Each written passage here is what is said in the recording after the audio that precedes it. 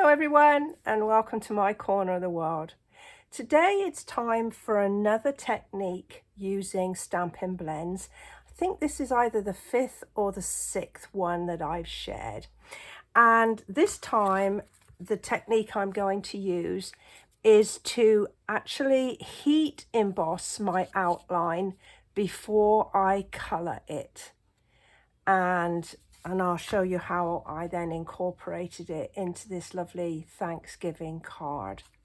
So we're going to start with a piece of scrap paper to work on. And I have a piece of Whisper White cardstock here. Sorry, basic white. I'll get my head around that one day. And this is 2 3/4 by 2.5. And I'm using the Pretty Pumpkins stamp set, and I'm going to be using this stamp and this greeting, and I think I'm going to be also using this bit to decorate the inside of my card as well. So I have done heat embossing with you before, but I am going to include that in this particular video just to remind you. So I'm using Versamark, which is basically a clear ink, but it's super sticky, so it picks up the embossing powder. And I'm just gonna lay my stamp, and it just about fits in this space. There we go. And if it hangs off the end a little bit, I'm not going to worry about it too much. So as you can see, well, as you can't see, there isn't a clear, but you might just be able to pick out here. There's the image, and I've got copper embossing powder. Now it comes in a neat little jar, but I like to decant it into one of these plastic containers, because it means that I can sprinkle it all over without having to pick it up and scoop it back into the little pot. I just keep it in here. So there's my little pumpkins. And now I can see where my pumpkins are. I'm just going to go and stamp my greeting. So this says, so thankful for you, which could be a lovely just thank you card rather than a Thanksgiving card. So we're going to go in and put a bit more embossing powder. Now, sometimes you might find that the embossing powder goes where you don't want it to be. And so I keep a little brush handy. You can see that I've got some here. And I just swoop that off before I heat it. There we go. And so I'm going to use my heat gun, and I'm going to use it on the highest setting. There's 2 settings. There's number 1, it's quite gentle, but to get this to melt nice and quickly, I'm gonna put it on high. Okay, so if you keep it at an angle, this is how I like to do it. You keep it at an angle and it starts to heat, and you can start to see the dull powder going nice and shiny. Now I have to say, you need to keep your fingers away, and it is getting a little bit on the warm side. So I'm just going to use my brush to hold it in place. And then just going to run that down until everything is nice and melted. And you can tell when it is melted, because if you hold it up to the light, you should be able to see everything shiny and there's no dull patches. Okay, so that's our starting point. So With the blends this time, I'm going to be using the light and dark pumpkin pie, and this is the ivory, and then this one is the light granny apple green. And as I've said in my previous videos, you've got two ends. You've got your bullet end, which is marked by the thin line, and your brush end, which is marked by the thicker line. So I'm going to use this one to colour in my leaves and my stems. This is a nice bright green. You could use Old Olive if you've got that in your stash rather than the Granny Apple Green, but I do like this particular green. I think it's a nice bright one for my pumpkins. So as I say, I'm just going to gently, and I am trying to use the side of the tip, but because it's such a small piece, it is a bit tricky. So you could use the bullet end for some of these smaller pieces, but I chose to use the brush on that occasion.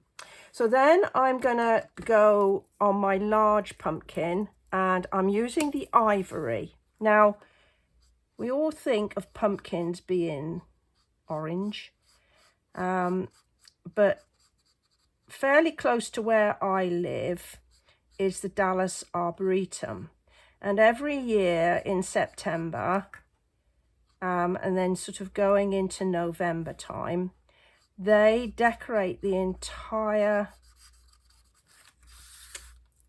place up with pumpkins. And I think somebody told me one time that there was like 90,000 of these pumpkins. And when you go and look at them, there are orangey ones, pumpkin coloured ones, but there's a lot of other colours, and there's like this sort of browny ivory colour, there's dark green.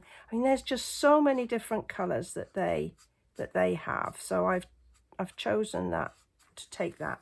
Now you can see I've been using the side of my brush, and what I've been doing is just pulling my colour down, and I'm trying to leave this little bit as light as I can,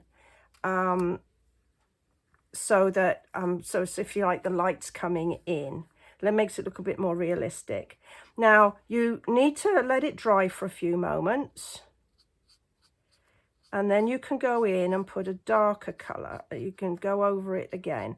Now there's only one ivory, there isn't a light and a dark ivory, so you just have to build the colour up a little bit.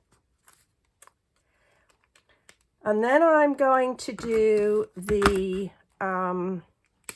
little ones, and I'm using the pale pumpkin to start with, and you can see I'm just putting the colour down, just little delicate strokes, not too close to the edge. Now the wonderful thing about using embossing powder to put your outline down is it does give you a little bit of a ridge, and it can reduce the possibility of the colour bleeding into the card outside of your image. There. And then I'm just going to quickly do this one.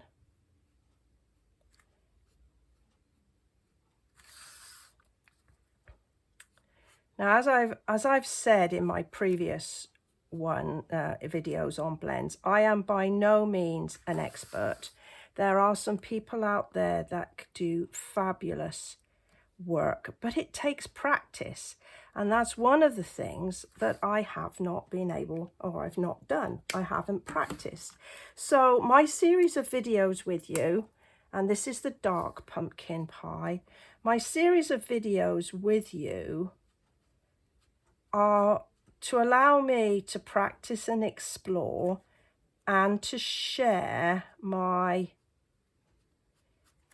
experience with you rather than practice privately and then roll up one day with a video where I produce something that is out of this world. So we all have to start somewhere when we're learning new ideas and new techniques, and this is definitely somewhere for me. So I've put my darker one down, and you can see that the lines are a bit too obvious. So I am going to go back in with my pale one. I'm just going to smooth those out a little bit, but try and keep the middle as pale as I can. But if I'm not really ever so successful, we can use the colour lifter. Now, I introduced the colour lifter in an earlier video. You can see there, that little pumpkin has got a tiny little bit there behind the leaf. So I'm going to use the bullet end of the pale one just to colour that in. There we go. So our colour lifter, so it looks the same, but it has the same thick tip as well as the thin tip. And I don't know if you can see, but while I was working, I accidentally went over my line. That didn't bleed, it's just I got carried away with my pen. So I'm going to use the brush end, and I am just going to gently smooth that away. And this is why it's called a colour lifter, because it actually has lifted the colour. And you can see that it is a bit damp at the moment, but once that dries, you won't know that I got carried away with my pen.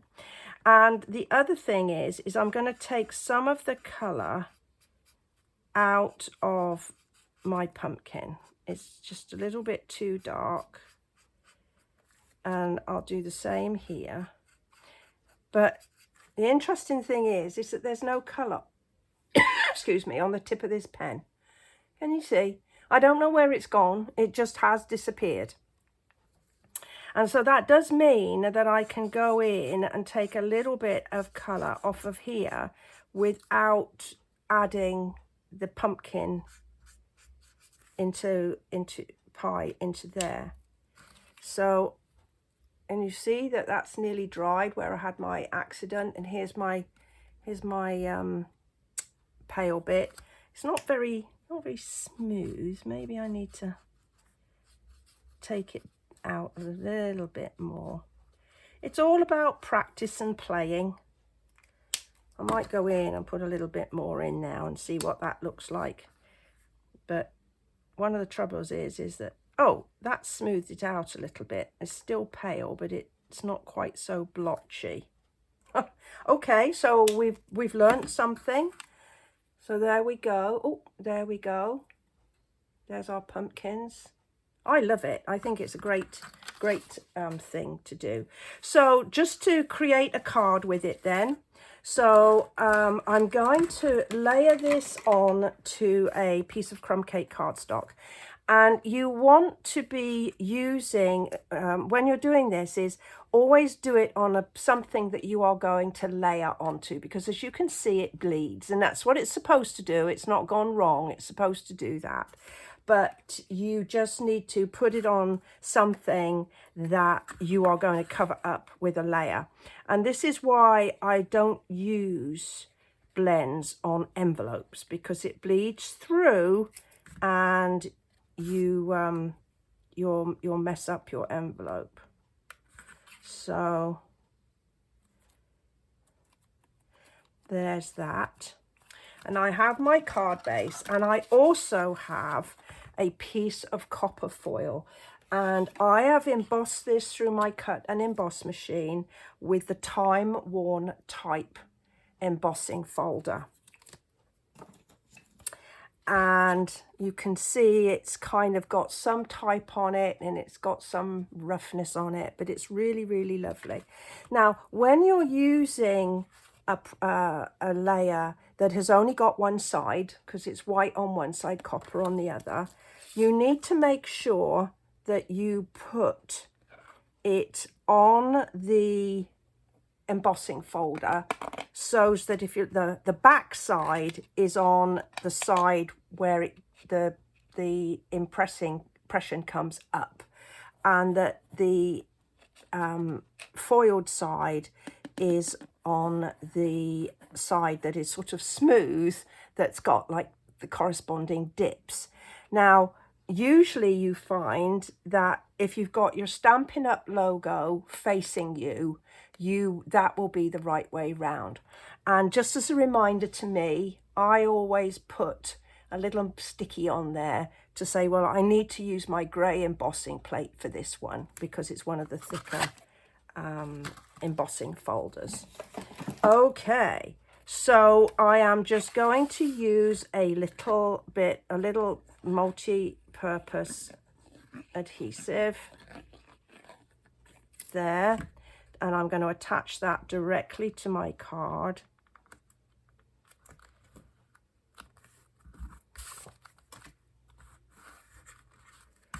And then this piece I am going to attach with some Stampin' Dimensionals. Now, did you know that we did black ones? These are fantastic for using darker cardstock, particularly this time of year if you're going to be doing Halloween. But I like to use them on my darker cardstock. Oftentimes I forget I've got them, and then I'm rummaging around somewhere and there they are. But I do like them. They work exactly the same as the white ones. So we're going to pop that down, making sure, of course, it's the right way round.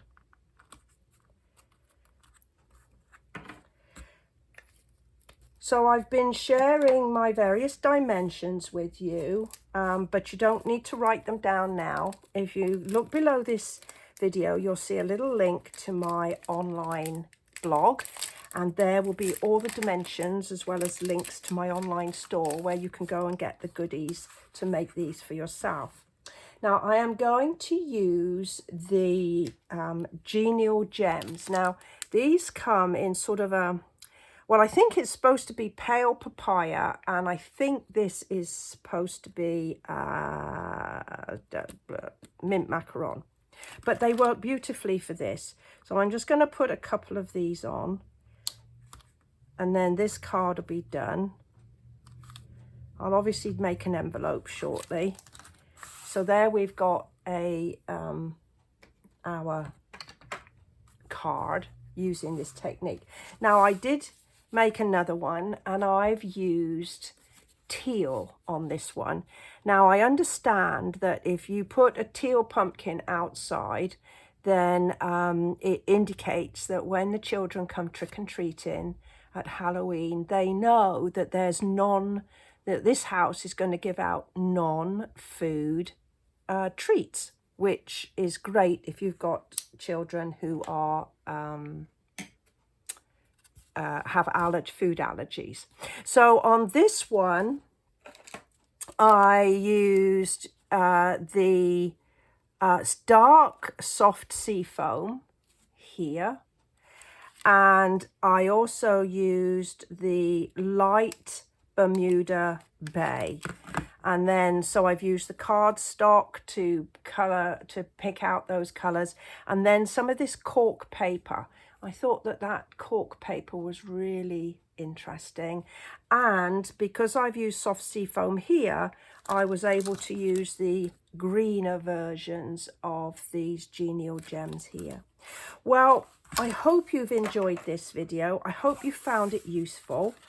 Remember, if you've liked this video, to give me a thumbs up, and if you haven't already, to subscribe to my channel. I certainly appreciate that. Thank you for joining me today. I look forward to seeing you next time. Bye for now.